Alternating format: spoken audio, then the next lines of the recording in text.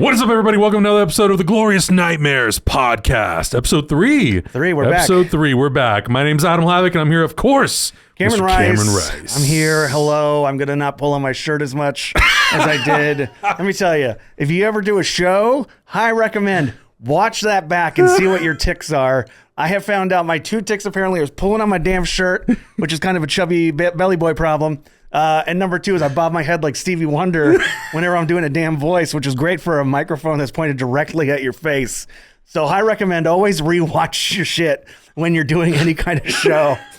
Whether that's a short film, you're like, I didn't like that correctly. Or if you're hosting something to be like, why do I keep doing this?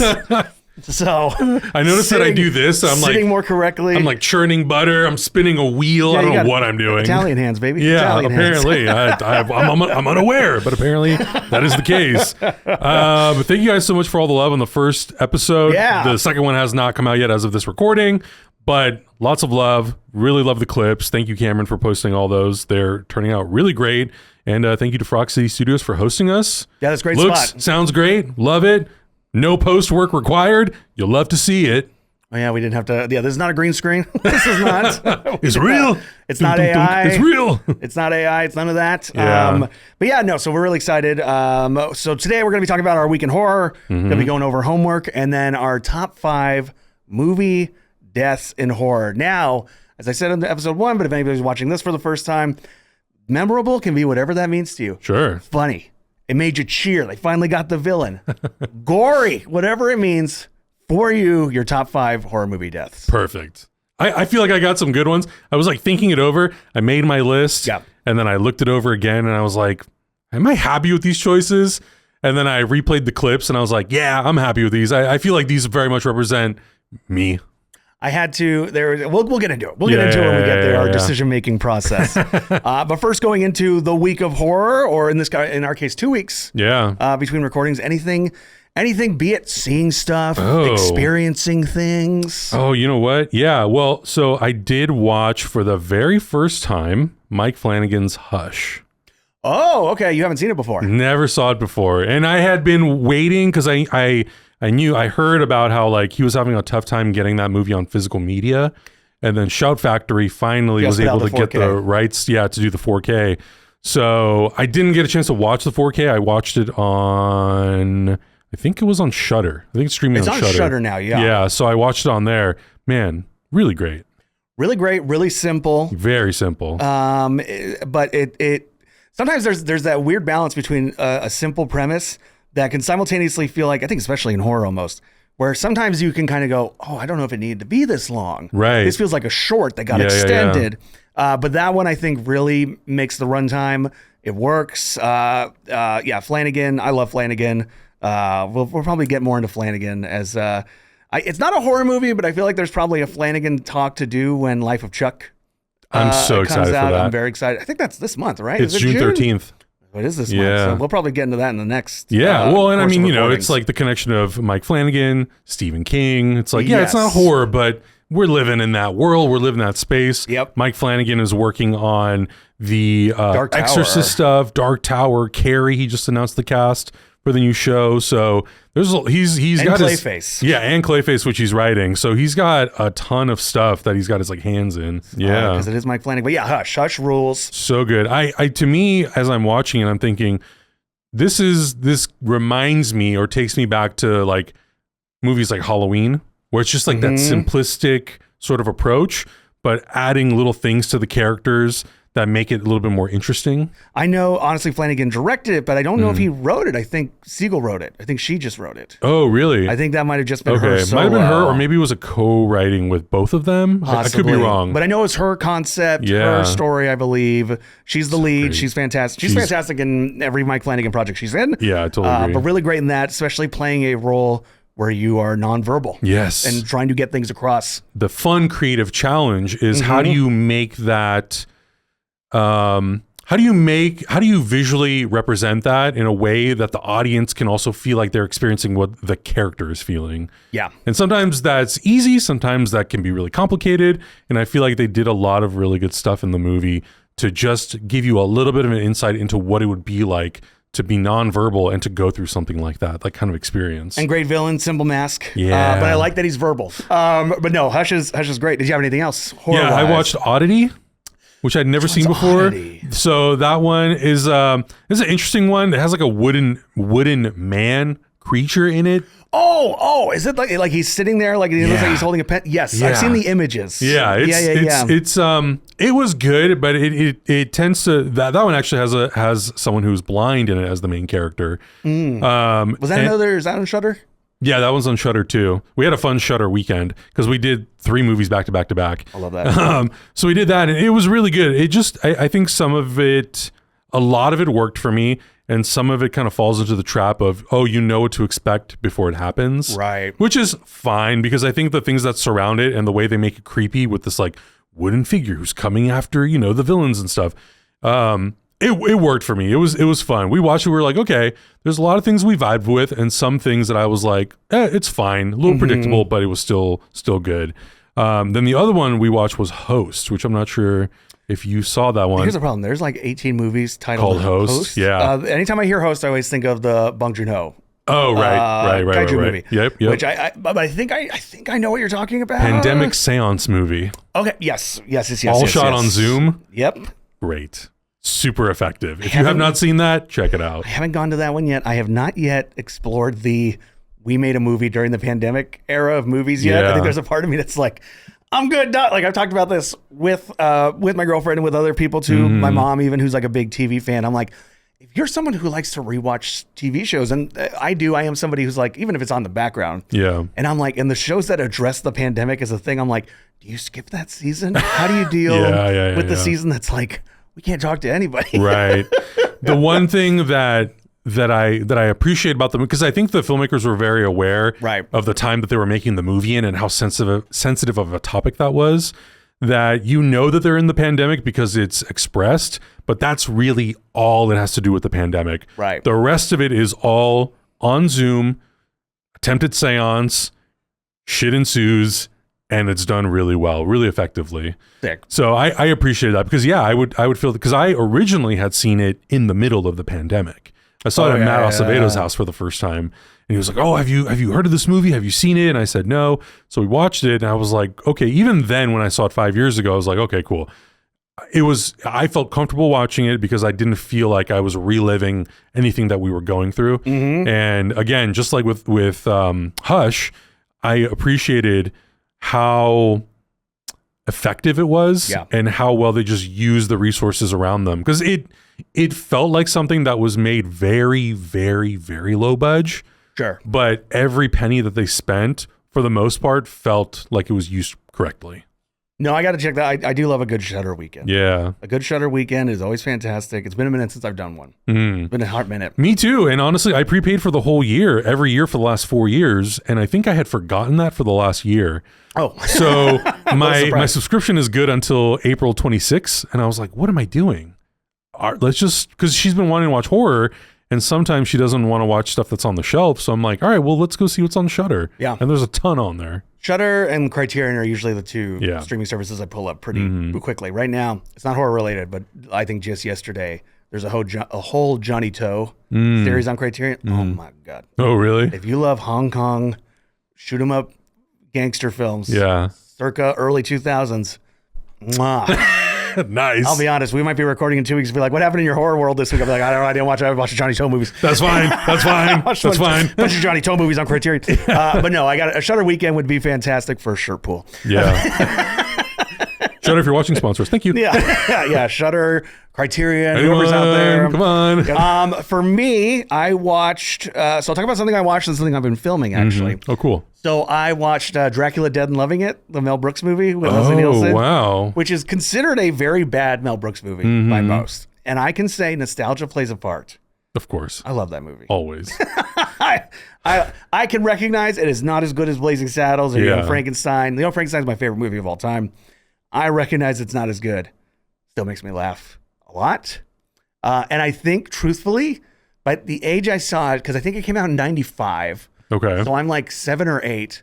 I think that's the first time I ever saw the Dracula story, truthfully. Really? Was Dracula Dead and Loving It. That's amazing. As far as hitting the beats of like, a Renfield character comes, you need to sign these paperwork. You need to go, the Demeter, all that other stuff. I'm like, I think Dracula Dead and Loving is the first time I ever experienced that. Because even though I saw Frankenstein and the Wolfman, the originals, younger, I don't feel like, and it could have just been the TV broadcasts I had growing up, I didn't feel like Dracula was on rotation as much as Wolfman and Frankenstein. Yeah, honestly, yeah. Like if I think back to my childhood, because I feel like I used to watch a lot of those channels that would have those movies, USA Network, Sci-Fi, AMC. Yeah, I feel like Frankenstein, basically everything else other than Dracula was on all the time. And maybe or Bram Stoker's. Yeah, maybe that's just the LA area where I was, you know what I mean? But I mean, even the Gillman, like Creature from the Black Lagoon, I feel like was on. So we watched it the other night.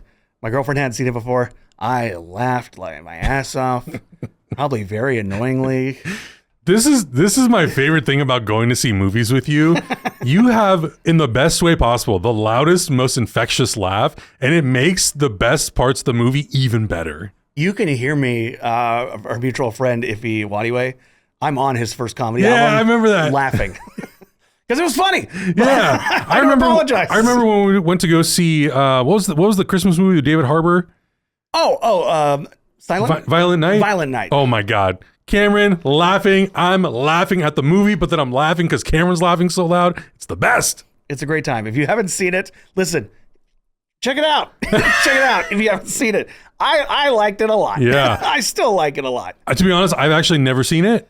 The only reason I know about that movie was I think when it first came to TV, maybe in 96, 97, the ads were everywhere. Maybe it was pay-per-view.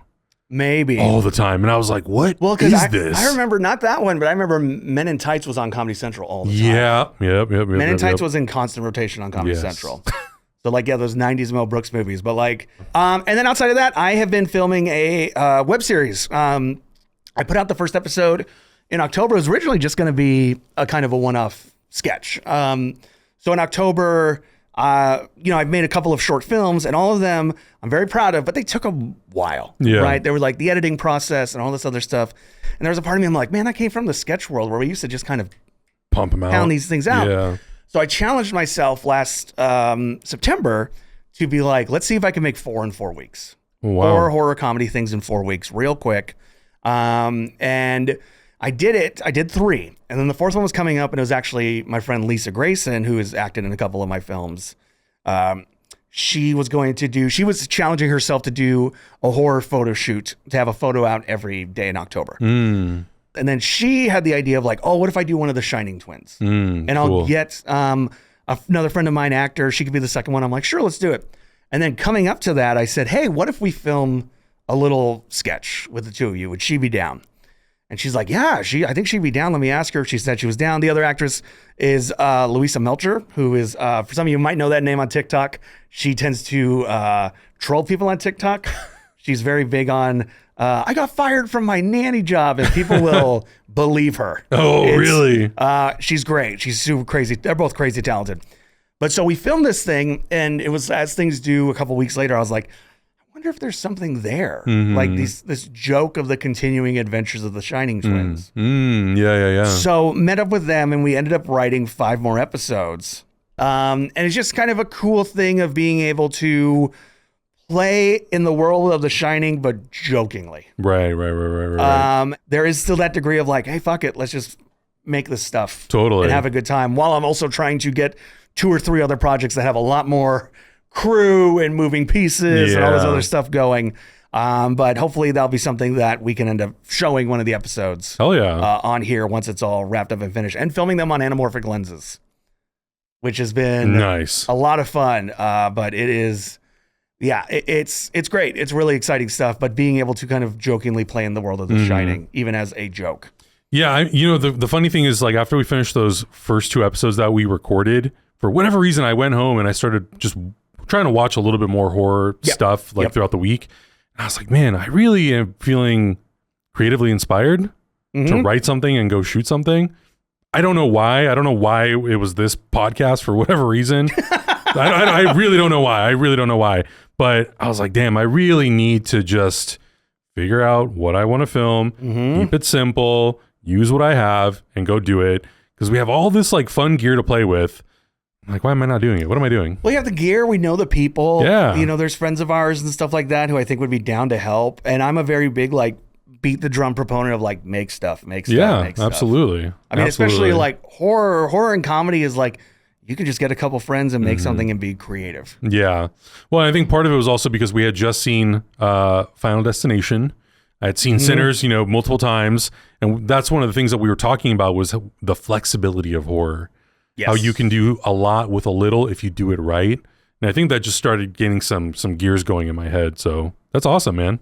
Yeah, it's fun. And our next episode, our guest, Andy, I'm hoping to talk to him about him working on some films as well. And that's something I think I'd love to bring to the podcast as well, is like not just talking about films and talking about horror and all these other things, but bringing on the people who make it and be like, what's some of the nuts and bolts of this stuff? Like, totally. There's the glamour of it, but also it's like, what are any lessons? Here's a lesson for any filmmaker. Have a stool. Have a chair. It sounds so obvious. I am telling you, you are on your feet, especially if you're doing crew. Usually when I'm shooting, I'm both cinematographer and director. Right. On these, I was cinematographer, director, and sound. Oh, Jesus. So I'm moving. You know, my Apple Watch is like, you've burned all your calories. It's 1 o'clock in the afternoon. Yeah. Bring a stool or a chair and listen to your body. If it says it's hungry or it's thirsty, take a break. Go take a break. Yeah. Take 5. Get some water. Have a granola bar. Whatever you got to do. Yeah, I mean, that's the thing that I remember from being younger and not being on like professional sets, but being on my own set. We're aging. We're getting closer to 40. Maybe if you're 22, you're like, I'm fine. You're fine. I went 15 miles and I got coffee 8 times. Like, these knees are creaking when I'm getting a low shot. Yeah. I'm walking up the stairs in the movie theater. I'm like, I hope no one else can hear my legs. Breaking celery. My spine feels like it's going to fall apart. Yeah. Anyway, yeah, it's great stuff. So all that said, as well as our weekend horror, let's get into our homework. So you got to sign some things. I got to sign some things. Yeah. The things I assigned, I also decided to bring some little proppy things. Very cool. I assigned to you Pit and the Pendulum. So I brought, speaking of Mike Flanagan, this book, The Fall of the House of Usher, which also has a bunch of other Poe stories in it, including Pit and the Pendulum. And then I also bought this Vincent Price cookbook. Hell yes, dude. Which I'll absolutely be trying to do some recipes. What do we got here? Mushroom risotto. My girlfriend can make that. I'm not a big mushroom guy. Oh. Ooh, beef curry. And an introduction by Vincent Price. For those who don't know, Vincent Price was also truly like a culinary chef. Oh, I did not know that. Yeah, like a classically trained actor, culinary chef. Yeah,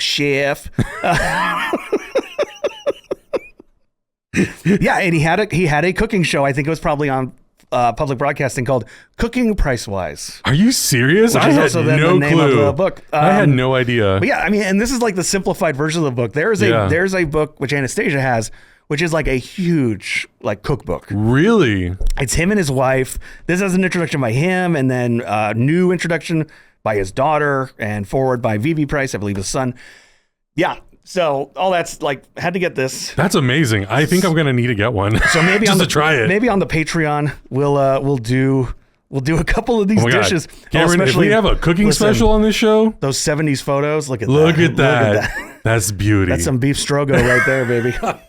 Some Vincent Price beef strogo. Look at that. That's amazing, dude. A horror cooking special. Oh, yeah. Pulling stuff out of there. There's some friends we can definitely, I think, get involved with that too. Who would love to do that. Come on, that'd be amazing. So, all that said, what did you think of? Well, first of all, you started watching the wrong one, the Stuart Gordon one, which made me kind of go, shit. We should have watched both and compared them. But I would have been down. Yeah, we'll Stuart Gordon, we're gonna get to down the road for sure. Well, that was the funny thing was I just went on Amazon Prime and I had it bookmarked, and I could have sworn that the cover was the Vincent Price one with the giant pendulum. Yeah, that old 60s poster. Yeah, and then I was like, okay, cool. So I turn it on, and then it starts, and I'm like, okay, this doesn't feel like what I was expecting. Right. It felt 70s, and I knew that the movie was older, and I was like, okay, interesting. And then it says like a Stuart Gordon film. I was like, I thought he said it was directed by Roger Corman. Whatever. And then the first name comes up, and I'm like, oh, I guess Vincent Price will be listed as and Vincent Price at the end. Going. 1492 Spain keeps going. I'm like, how far did you get into it? like only like 7 minutes, not very far. And I was like, what the hell is this thing? So then I look and it says 1972 or something, or 74, maybe. Maybe it's not. Maybe it's a little bit older. I'm not sure. But I was like, wait. I think Amazon's wrong on that one. I think the Stuart Gordon Pit in the Pendulum, I think, is like 92. Oh, yeah. 91, like I think. 91, yeah. 90 or 91.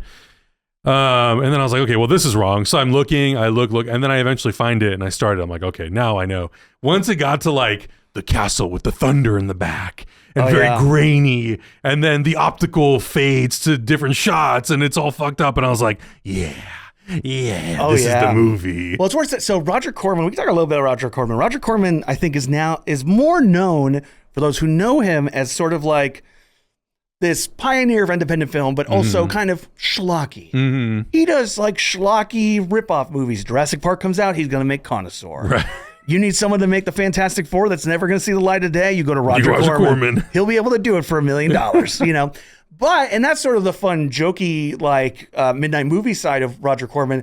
Roger Corman also like gave Jack Nicholson his first role, gave Francis Ford Coppola his start, gave Martin Scorsese his start, Joe Dante, the names of people who came out of the Roger Corman school, James Cameron and Gail Ann Hurd met working for Roger Corman. Wow. Like all the names that come out of Roger Corman just giving people a chance. Yeah. Or to some extent giving people a chance, but also going, well, like Ron Howard's first movie, Grand Theft Auto, which has nothing to do with the game, that's the title, it is about cars, was a Roger Corman film. And I think it was like, yeah, you can do that if you star in this. Right. You know, that kind of a thing. But like the number of filmmakers and actors who came out of working with Roger Corman and that American enterprise, that might be the wrong American, it's something with an E. I think it's enterprise. School is like breathtaking. You look at how much this guy like did for film of the 70s and the 80s. Yeah. Go and watch like Silence of the Lambs, and Demi came out of Roger Corman. That's why Roger Corman is in that. Yeah. In a small role. That's why he's in Howling and a lot of Joe Dante movies in a small role. And so that's who Roger Corman is, on top of, yes, being the guy who made Connoisseur and Fantastic Four that got buried. And so it's very interesting to then watch the films he's directed. Because this is actually, you would think Vincent Price, Roger Corman, like this is going to be a bucket of chuckles. Yeah. It's actually a fairly classy affair. It is, yeah. And well, first of all, it was funny to watch it because my girlfriend was not watching with me, but she was like roaming around the house listening to it. She was like, what is this movie? Because Vincent Price chews the scenery in the best way. It's great, but he's also playing like kind of a coward. Yeah. He's not playing like, because there's other Vincent Price movies, Dr. Phoebus and stuff like that, where he's very like conniving or very evil. Kind of the Vincent Price I think our generation would think of from Thriller and stuff like that. And that's what I was kind of expecting. And then you start to understand a little bit about the character, and you start to meet the characters and understand the situation that they're in and this like murder that they're trying to solve, or at least how he thinks it went. And then you realize, oh, he's a little bit of a chicken shit. Slightly. He's going through. Guys, this would make a great A24 movie. Trauma. Yeah, exactly. He's going through his trauma. He's very emotional. Yeah. And when things happen, he lets all that emotion out. And I was like, whoa, okay. This is a little bit of a different movie than I was expecting. Yeah. And I think because of that, I enjoyed it that much more. And then reliving, or them showing us like what he went through as a child, the trauma that he went through of seeing his dad do what he did to his mom and his brother. And I was like, wow, just using the optical effects to like stretch the film, and it's all monochromatic film in different with a blue like color tints. Yeah, I thought that was very fun, very creative. And I think in my brain, because I'm always, sometimes when I watch things that are older, you know, at that point, this is like a 60-year-old movie now, 65-year-old movie. It's from 61. Yeah. So I'm trying to put myself in the mindset of how would someone in a modern day setting, how would they experience this, and what would their opinion be of it?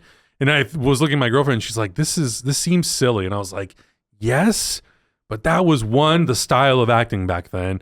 Two, I think I'm more invested because it's so acted, and it felt like a play, truthfully. Very gothic horror. Yeah, it felt like a stage play, very operatic, but I really enjoy that. And I think for whatever reason in my brain, I was like, I don't necessarily want to see exactly this now, but it would be fun to go back and having, like, Nosferatu is a pretty gothic horror movie.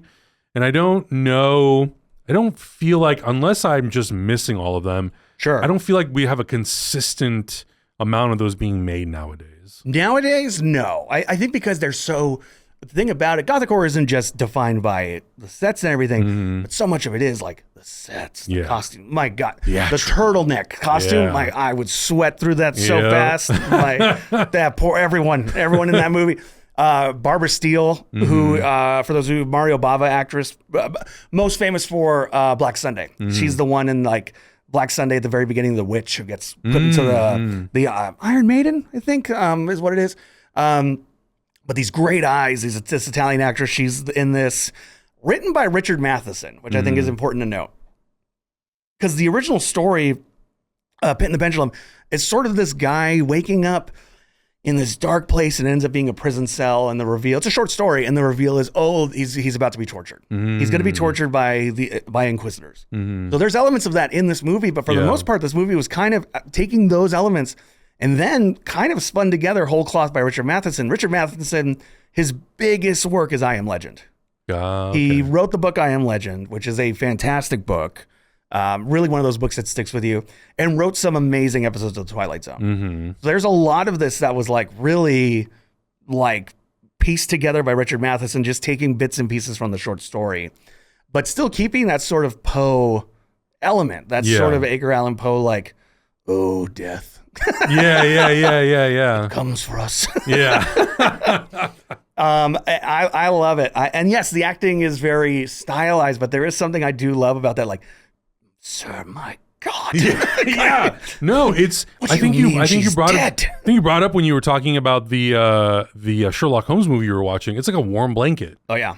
You watch, you're like, oh, I feel like I'm being just transported to childhood, and these movies playing on the background TV. Well, because these movies I think used to play all the time. So on the Shout Factory disc that I have, Vincent Price does an introduction from like the 80s where he hosted like a PBS show. Oh wow, yeah. And so it's like him looking pretty much like he does with in Edward Scissorhands, like very similar. Where he's like, "Hello, welcome this Poe story from the amazing director Roger." I can't do a Vincent Price, but like that sort of vibe. But like I think that's the thing. I think movies like that used to be on PBS. Sven Gulli in Chicago shows movies like this all the time. That's sort of like late night horror, the kind of the world like Elvira was slightly both coming from and paying homage to and stuff. These like horror shows where it'd be like Saturday Night Spook Fest on your local station. And I think these were the movies that often played. What a great time. And honestly, a banger ending. Like, I don't want to give anything away. Remember my text? Oh man, that third act rules so hard. It's so good. Even if like, because the first act takes its time. It's doling out the mystery. Here's what happened. Here is that what happened? Oh, I don't know. You know, we can't talk about it. It's too traumatic. Okay, we'll talk about it. The third act rules so hard. Yeah. It is so satisfying. Yeah, it absolutely is. And the thing I really loved about it was that because they were so touch and go about addressing like the main sort of storyline, it made me that much more interested in figuring it out, trying to figure out beforehand who did it, who done it, what's happening. I'm trying to like look at all the characters. Where are the characters? Where are they when certain things happen? Oh man, the piano, or what was it? Like a harpsichord. Yeah. I was like, I'm living for this. This is so fucking good. Give me more of this, please. And then Vincent Price just fainting, and I'm like, yes. Oh, the big eyes and everything. I love it. And I'm excited to see if you want to keep going, because there's other Poe, Roger Corman pictures that Vincent Price is in. Mask of the Red Death. I'm in. Stuff like that. It's a great time. Are they all in that Vincent Price? Because I think there's a couple of collections. There's 3 collections in total. I think over the 3 of them, I think they're all in there. Oh, okay. That was a pandemic buy for me. Yeah. That was definitely like I am gonna comfort up and I'm just gonna watch some Vincent Price movies. Yeah. And if that, Christopher Lee, Peter Cushing, a lot of Hammer stuff I watched around that time too, which we'll dive into some Hammer down the road too. Yeah, for sure. My homework. Do you want to tell them what you gave me? Oh yeah. So I mentioned on the last episode that I cheated a little bit because it's also a movie that I had not seen. And I forgot about that. And I had kept hearing about this movie over and over and over again. So I thought, well, I might as well just give myself the excuse to also watch it with Cameron, even though we didn't watch it together. But we watched A Girl Who Walks Home Alone at Night. Yes, an Iranian American production. Yeah, which that part surprised me a lot. Which part? That was co-production or the Iranian part? The co-production element of it. Because I'm watching, and this is not a spoiler, but I'm watching the movie and I'm going, why does this look like California? Yeah. And then I looked it up and I went, oh, it's shot in California. Okay. Shot in California, black and white. It is a vampire movie. Really dug it. Oh my God. Really dug it. I had a good time with it. Yeah, I'm almost disappointed in myself that it took me this long to get to it. Yeah. And I was like, what is this director doing now? And so the writer-director, she did not the Star Wars show. Yeah. She did the Bad Batch with Jason Momoa, which I feel like that, because that was also like desert, gun violence, this, that, and the other, bad men. I feel like that kind of got wrapped in, because it came out around the same time as Revenge. Oh, okay. That the Substance director, her first film, her prior film. And so I feel like Bad Batch and Revenge kind of got mixed in, but like Revenge kind of was looked at as the more favorable one. And I feel like she's come out with another movie, but the thing that's interesting to me is what she's doing next, or what's coming. She's not the director, but she wrote the Cliffhanger remake that's coming. And she was supposed to direct it. Okay. And then I forget, I was doing a little bit of reading about it, and I forget exactly what the reasoning was, but they reworked some of it, and I don't know if it was a scheduling thing, but she's no longer directing it because of that. Which I think is a bummer. Real bummer. I really dug this movie. It feels like, and not just the vampire side of it, but I think it would be make a real good triple bill with Let the Right One In and Near Dark. I haven't seen Near Dark. Oh man.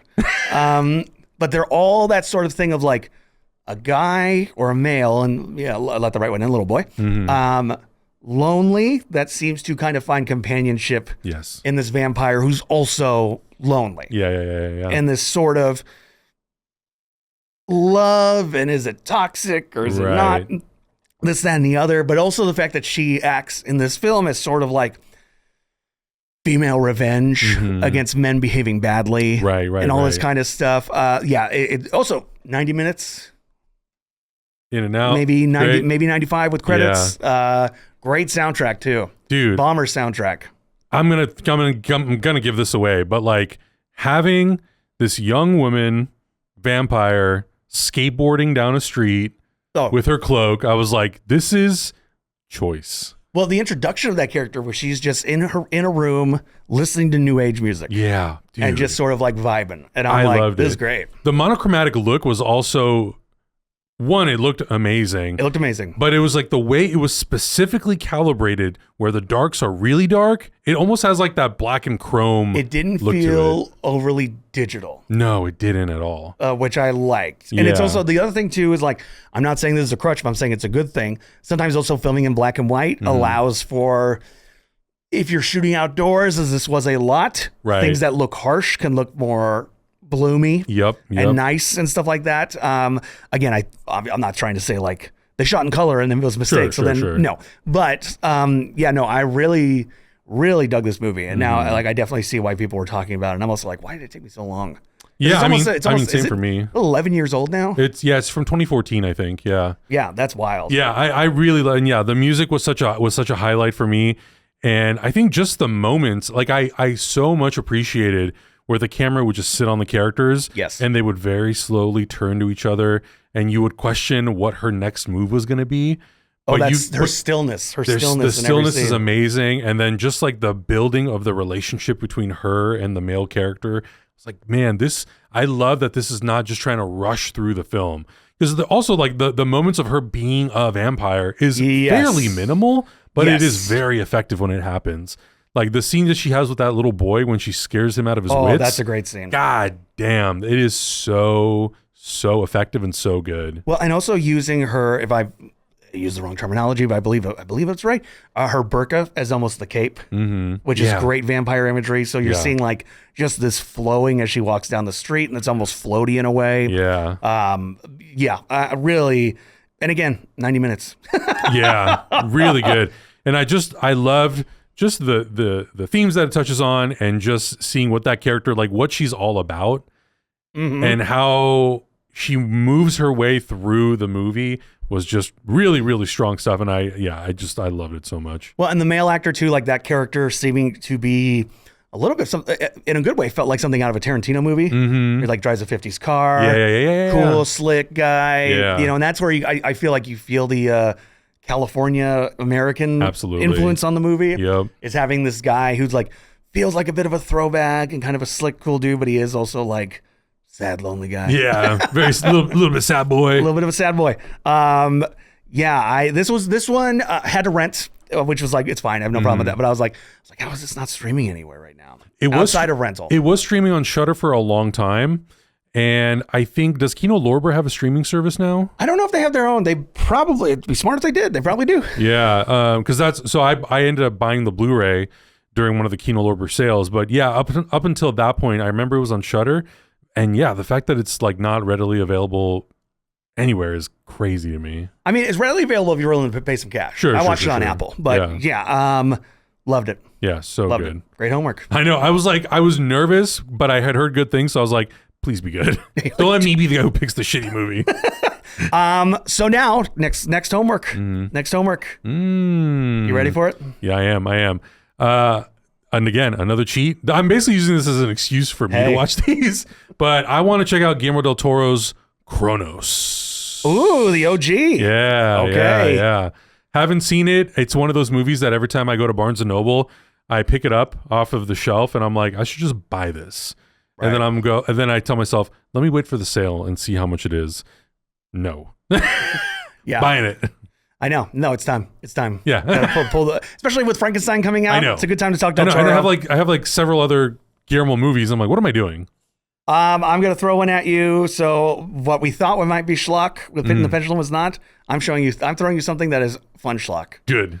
I am throwing you Frank Henenlotter's Frankenhooker. Were we just talking about this? Not us. I was literally just talking to someone about Frankenhooker. Who the hell was it? I don't know. What timing though? Okay, I'm going to write this down. So yeah, Frankenhooker, it's currently on Tubi. Cool. So it is available to watch. I believe Kronos is probably on Criterion or somewhere. Yeah, probably. But okay, so Kronos and Frankenhooker. Great. What a double bill. Love it. But the world of Frank Henenlotter, really excited. I was debating between that and Basket Cases, and I was like, let's go Frankenhooker. Oh, so when I went to the Predator screening on Saturday, one of the people who went with us is the continuity expert, I guess. He's basically in charge of the continuity of Marvel Studios. Oh, I hope he brought up Frankenhooker. He brought up Frankenhooker and he brought up Basket Case. That's where the conversation came from. Because I had mentioned that we were doing this podcast and he had seen the episodes. That's awesome. Shout out to Drew. He was the one who brought up Frankenhooker and Basket Case and was like, if you haven't watched those, you got to watch them. And I was like, yeah, okay, cool. Lock it in the back of my head. We're going to throw in Frankenhooker. Basket Case, I think we'll get to at some point for sure. Awesome. So that will be our homework next week or next episode. Not next episode, episode. It's every other episode because we shoot 2 episodes every session. Yeah. Sadly, can't get in between, can't watch 2 movies in between recordings. I mean, we could. It'd be really hard. But we could do it. Real hard. So yeah, every other episode. So we'll be back with Frankenhooker and Kronos. Yeah. Which very cool. Now brings us to our final segment, Top 5. Our top 5. I picked this top 5. So I think having your head you're going to pick what the next top 5 are. Okay. For, again, 2 episodes from now. I picked the top 5 most memorable horror movie deaths. Now, I left that pretty open-ended. You did. Memorable can be, it made you laugh real hard. It was a character you didn't want to see there. Like, no! It was super gross. Yeah. Whatever it was. Top 5. How do you want to do this? Do you want to back and forth?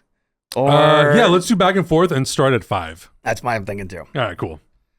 Now, my ranking is not necessarily... number 1 is number 1 for me. Sure. The rest, the other 4, are fairly interchangeable. Okay.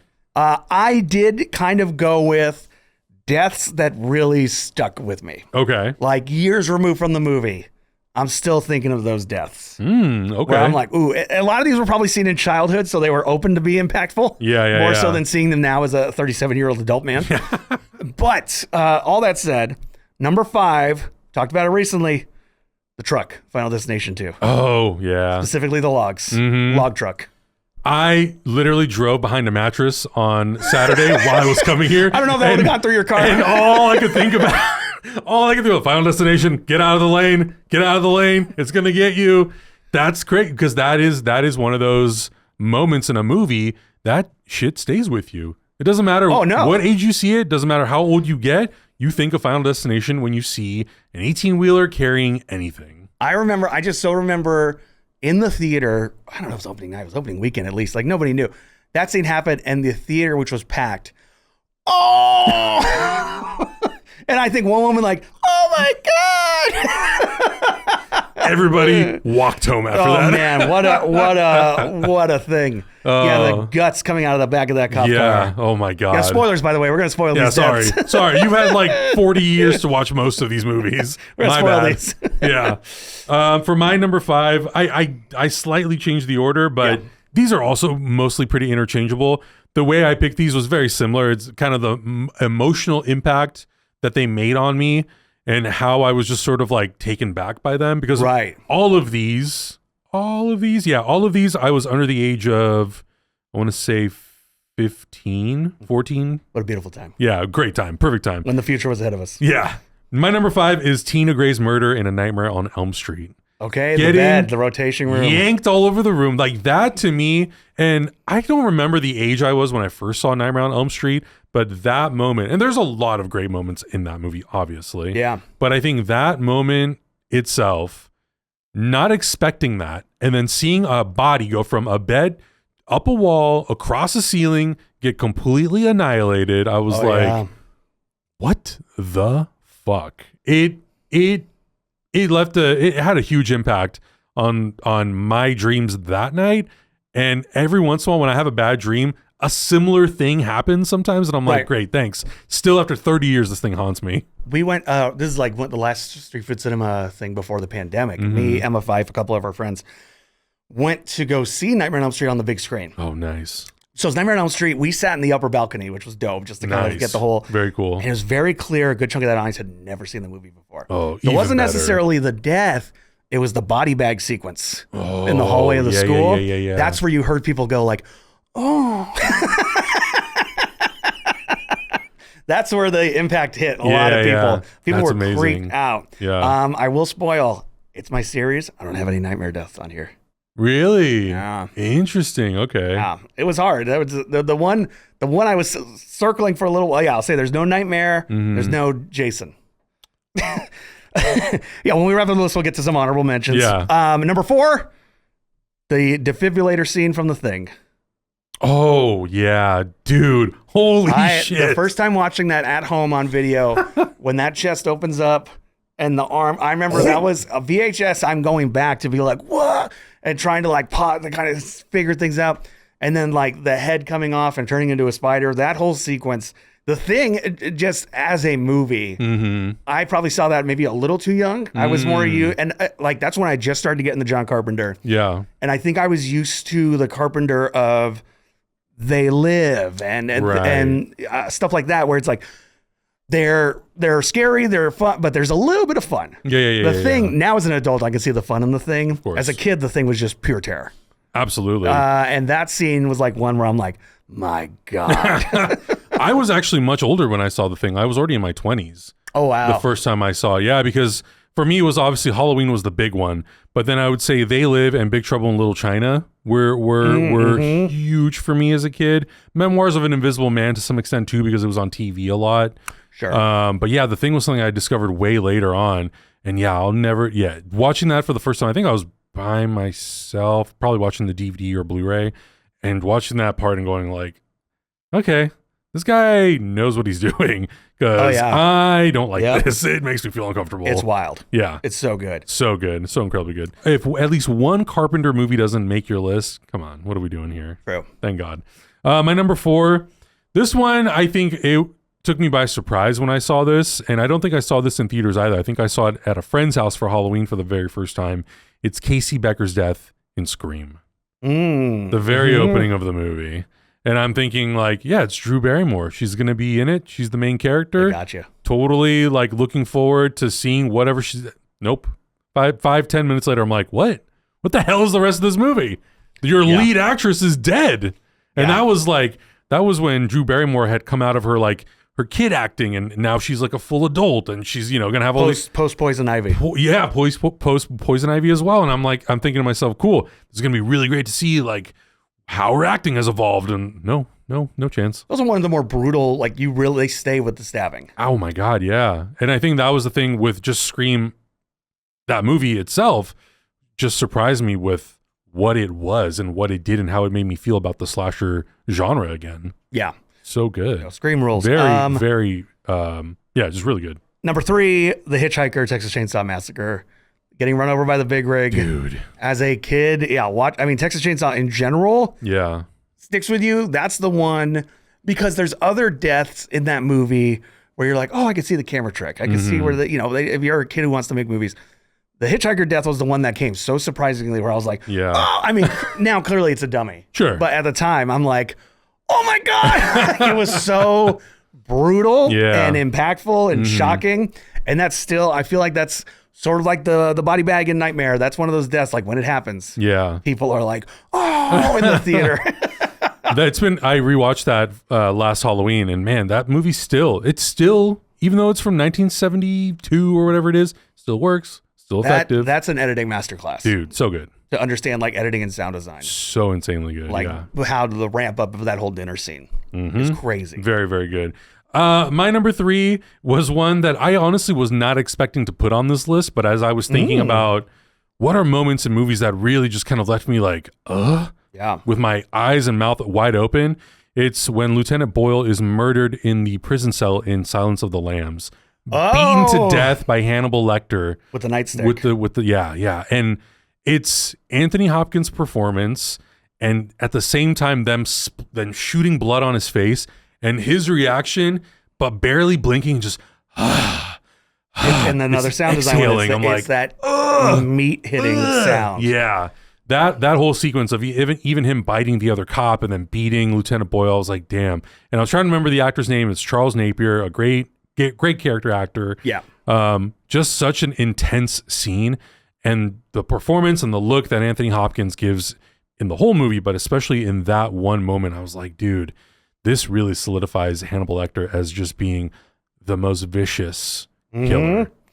Charles Napier, the villain in Rambo 2. Yeah. I also remember him having the line in Austin Powers, Spy Who Shagged Me, sir, are you suggesting we blow up the moon? Yeah. And Cable Guy, he's great in Cable Guy. Number 2 is the only one that still to this day makes me nauseous. Oh, really? It is from Lucio Fulci's City of the Living Dead. I call it the gut scene. Oh. There's a scene in a car. I can't remember the character's name. They're only in the one scene. That's the thing about Italian horror movies. Sometimes they'll just have a character show up to die. You're like, sure, why not? Brutally, and you're like, what? Who are they? Did they know any of the other characters? Are they a cousin? But so there's a scene where it's in the car, and the whole thing about City of the Living Dead is it's a priest who kills himself to open the gates of hell, and there's zombies and all this. It's very crazy. The plot doesn't really matter. But this girl makes eye contact with him, and her eyes start to bleed. And then again, Italian horror movie, she starts to vomit up guts. And they probably just used, and I think by all accounts they did just use real animal guts. Yeah. And some kind of effect. Don't worry, it'll look fine on camera. It did. And it's one of those things like, I've seen that movie a number of times. Yeah. Every time it makes me like, I'm going to barf. Oh. I'm going to throw up. And even watching In Search of Darkness, they show that sequence when they get to that movie. And I'm like, it's been years. I'll be fine. And I'm watching it. I'm like, I'm going to barf. No way. I'm going to barf. Oh, and I don't know what it is. I don't know what it is about like every other horror movie, thing, gore, violence. I don't know if it's because I know it's real to an extent. Right. That my brain just goes, it's all real. But yeah, it literally, even writing it down, I was like, I gotta lay down when I wrote it down. Your stomach's going, turn it off, turn it off. Truly. And that's Fulci. Wow, that's amazing. That's my number 2. That's awesome. My number 2 was also something that came at me at a very early age, probably around the same time as Halloween, if not earlier, truthfully. It's Quint's death in Jaws. Oh, that whole anticipation and the moment where he slides down and he's kicking his feet and I'm kicking my feet because I'm a little kid who's pure fear. And then finally his lower half of his body sliding into that shark's mouth and the shark taking a bite, the crunch and him screaming out. I was like, nope. I'll never go in the ocean again. I'm done. And it's also the fact that it's like, it's a guy who in that movie is like tough as nails. Yeah. Robert Shaw plays that so with pitch perfect. And you are perfection. seeing it's like his worst nightmares coming true. Yeah. It's literally. And I think that's what makes it so impactful is like, this is a tough as nails dude. And he is obviously like terrified he's going to die, but just the expressions that he makes, and that retching scream. Oh man, when Bruce bites down on him, whew, horrible. It's so good. Such a good 50th anniversary now. There's gonna be I'm gonna watch that special on National Geographic. I have a screener link. Oh, maybe watch it sooner. My number one, it is Rhodes' death in Day of the Dead. George Romero's Day of the Dead. Have you seen this movie? Day of the Dead? No. So that is simultaneously, that one has stuck with me. Also involves real animal intestines to sell it. Doesn't make me sick, but it's also a cheer moment because you hate this character so much. Oh, well then that's even better. And it's Bub the zombie shoots him, and as he turns around, and it's Romero, it's an unrated zombie movie, the zombies rip him in half as he screams. And then as they're dragging away his legs, he yells, "Choke on him!" It's fantastic. That's awesome. It's such a memorable death. Yeah. In a horror movie that just happens to a real son of a bitch. Dude, is that the one that has like multiple cuts? It has like a producer's cut, a Romero cut. No, that's Dawn.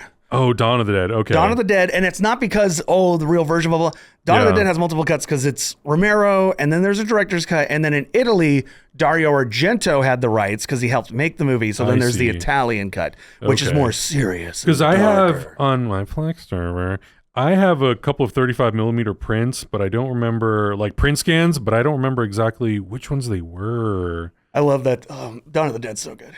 Let me see. But I also like Day of the Dead. I really do. Day of the Dead is like the dark. Yeah, 80s I have one. a 35 millimeter scan of Day of the Dead. Oh yeah, you gotta watch it. Oh yeah, baby. Oh yeah. So that's my number one. Rhodes. Yeah, my number one shouldn't surprise anybody. But again, when you're a 9-year-old who's seeing this for the first time, the discomfort level of not wanting to go in any part of your house with the lights off, it is Bob's death in Halloween, being pinned to the wall by Michael Myers.